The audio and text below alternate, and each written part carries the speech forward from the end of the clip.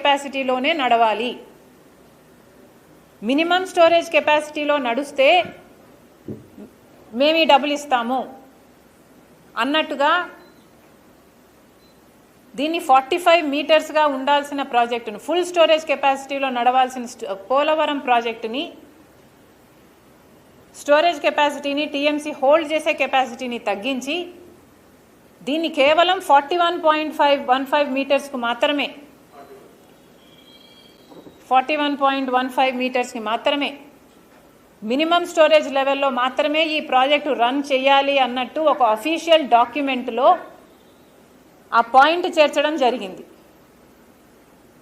మరి ఎందుకని చంద్రబాబు గారైనా పవన్ కళ్యాణ్ గారైనా వాళ్ళ ఎంపీలైనా ఎందుకని ఏమీ మాట్లాడలేదు? వైసీపీ రియాక్ట్ అయిందా? అది కూడా రియాక్ట్ కాలేదు. ఎవరూ రియాక్ట్ కాలేదు. పార్లమెంట్లో ఇది ప్రవేశపెడితే ఎవరూ రియాక్ట్ కాలేదు. ఆంధ్ర రాష్ట్రానికి సంబంధించిన ఒక్క ఎంపీ కూడా లోక్సభలో కానీ రాజ్యసభలో కానీ ఒక్కరు కూడా రియాక్ట్ కాలేదు.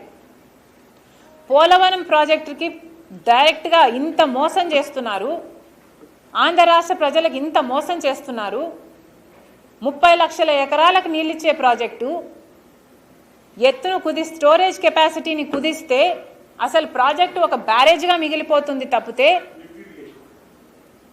ఒక లిఫ్ట్ ఇరిగేషన్గా మిగిలిపోతుంది, ఒక రిజర్వాయర్గా మిగిలిపోతుంది తప్పితే అసలు దీని పర్పసే సాల్వ్ కాదు అని తెలిసి కూడా ఒక్కరంటే ఒక్క ఎంపీ కూడా మాట్లాడలేదు. ఈ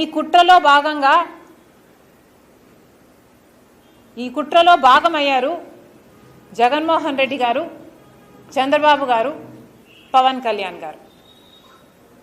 అంటే ఇప్పుడు మన రాష్ట్రంలో ఉన్న అధికార ప్రతిపక్షాలన్నీ కూడా బీజేపీ చెప్తున్న ఈ మాటకి సరే అంటున్నారు.